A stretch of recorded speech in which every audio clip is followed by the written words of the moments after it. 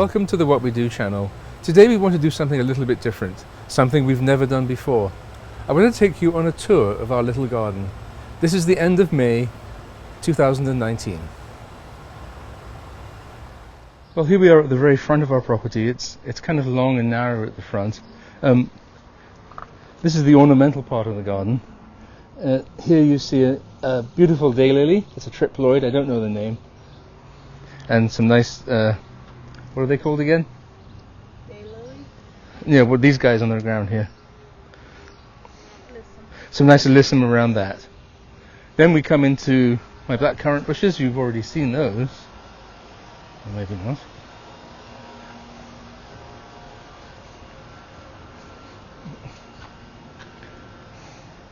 Okay, here we are. We have a little succulent garden here under our neighbour's air conditioning, and we're putting together a pot here. I still got some portulaca to put in there. I think that will be pretty.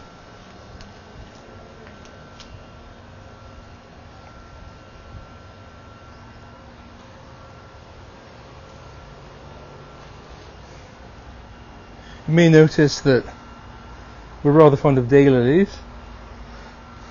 Some nice perennials in front.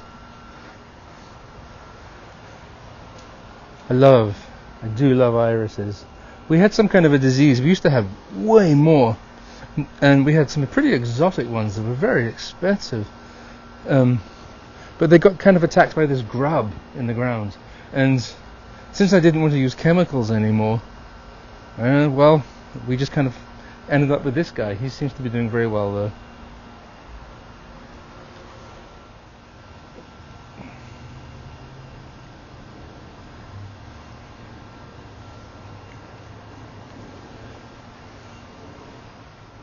Now we're getting down to the more serious stuff. This is our little front door herb garden. The camera lady will be making dinner and she'll say, go and get this herb or go and get that herb. And out I come with my scissors and I cut something for dinner. Chives. We've put in sweet basil, parsley. There's my sage plant. He's in I think his third year now. This is one of my favorite plants, marjoram. On my dad's side of the family, we come from East Prussia, and marjoram features very prominently in their cooking. If you're going to roast a chicken or something, you rub marjoram over it. It's really a lovely taste and smell. That's Greek oregano.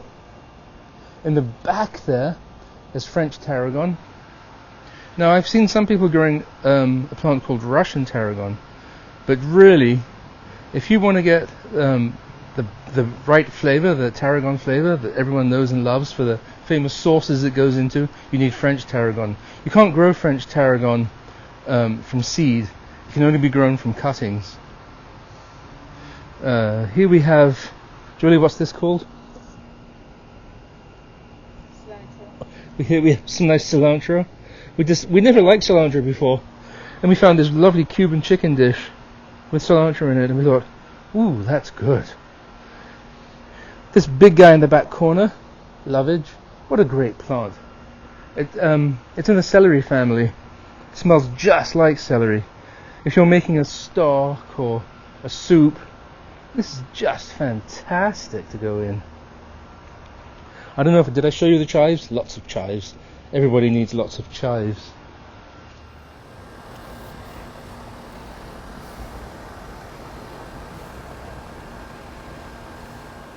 Now this is a fairly shady part of our front garden.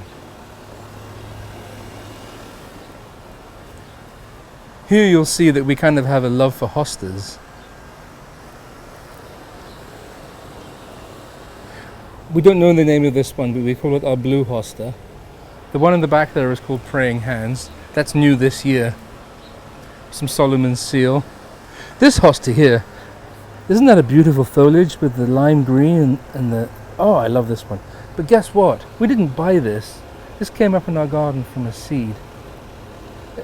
We've given some of this to my mum. She's the only other person in the world that grows this particular hosta. I'm sure this is worth $1 million. What do we call it? Oh, we call it Molly Valerie. We named it after our little kitty, who you've already seen or will see again in our videos. This plant here, it's a forest land plant. We love this thing. It's called Solomon's seal. It comes up, bends over, puts down berries. Beautiful colour in the fall with the berries. Just love this plant, lovely green. I don't know if you can see, but in here is what's sometimes called a ditch lily. Nicer named tiger lily. It's the wild version of the daylily, and it doesn't look it, but it does really well in this corner. This plant, if you left it alone, could take over the whole thing, but the Solomon seal seems to keep it in check, and we're very happy. I know that later on this year it'll send up its beautiful orange tiger flowers.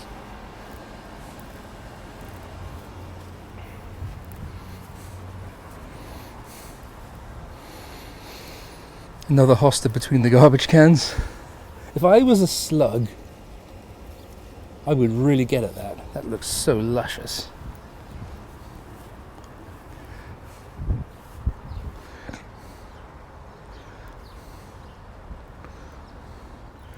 We're in the back garden now. This hosta is called elephant ears. You really can't tell now, but in the course of the summer, as it gets to its full size, it's going to completely hide these composters from the front. Beautiful plant. This one here, sorry about all the hostas folks, we love them. This is Himalayan hosta. Look at the beautiful colour on the stem. Oh, almost like rhubarb. This plant here, the beginia, I love this thing. He's a tough guy. We've moved him around a few times. He never complains. The leaves stay evergreen all winter long. It's astonishing. You wouldn't think it would survive, but it does. I think it must be close to the end of its edge of its range here. In the spring, I have to come along and prune out some of the brown.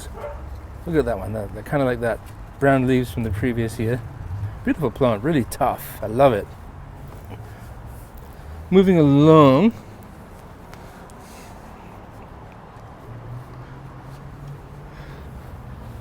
Look at this beautiful rhubarb.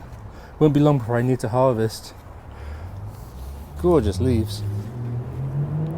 This back wall of our house receives morning sun, and the rhubarb just seems to love it. It's decent exposure.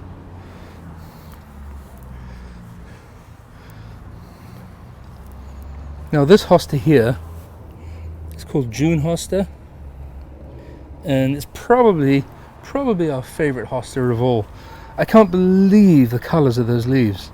Like, if I didn't see it, I wouldn't believe it. It's more like a cartoon or something. This is a new hosta. We had some space. This is a brand new this year acquisition. It's called what's it called? Queen Josephine. Queen Josephine. And we like it. Another rhubarb.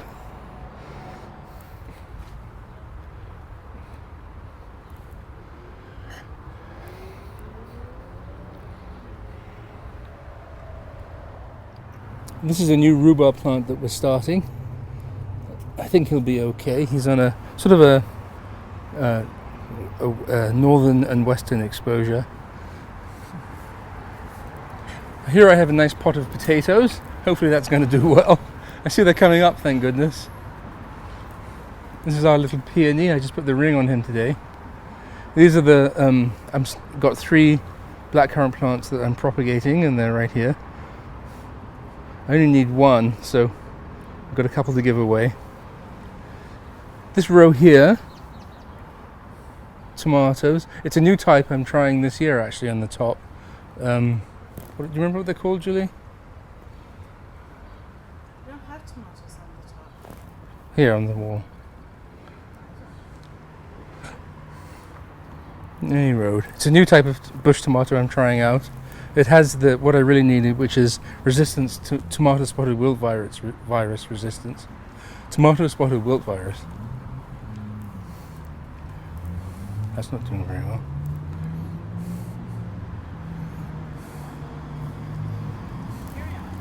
Carry on. Nothing to see here yet, but this is where I'm going to put some pepper plants. They're down, still under lights. I might actually take them out today to start hardening off. Now coming up onto the top wall. This is a little tomato plant for the camera lady.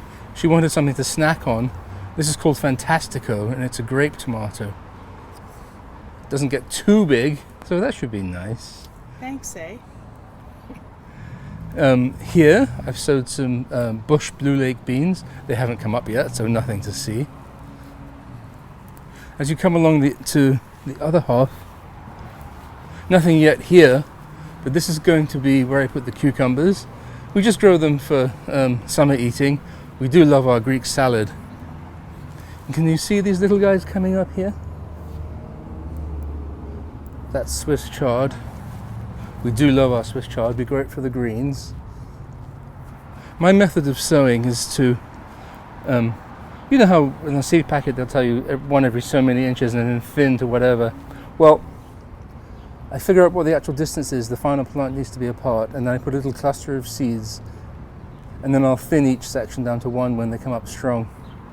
And see when I see what I actually have. Okay. Over by the far wall here, that's my sweet German garlic, and then the bed next to it, that's another bed with lots of green beans sown in, more bush Blue Lake. This is my standard tomato that I grow. It's called Picus. Very productive, very disease resistant. I love this tomato. It's a bush type.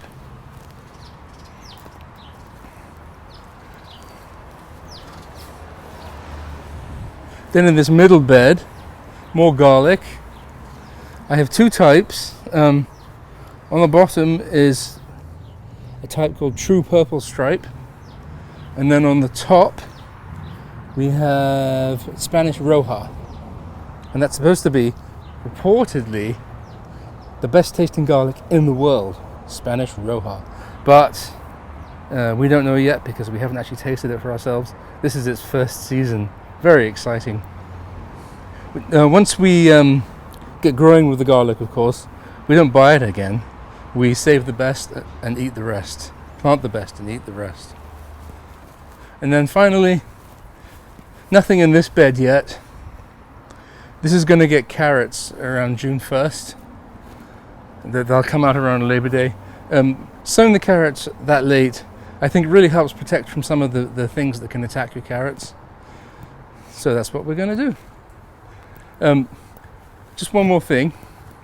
Once the garlic is done, which will be sometime in July, we're going to put in this bed, we're going to put in kale, red Russian kale in fact, and on the other garlic bed we're going to put in kohlrabi, which I haven't never really grown before. So that should be fun. Well, that's our garden. Thank you for watching the What We Do channel, and have a great day. Rolly. I love you.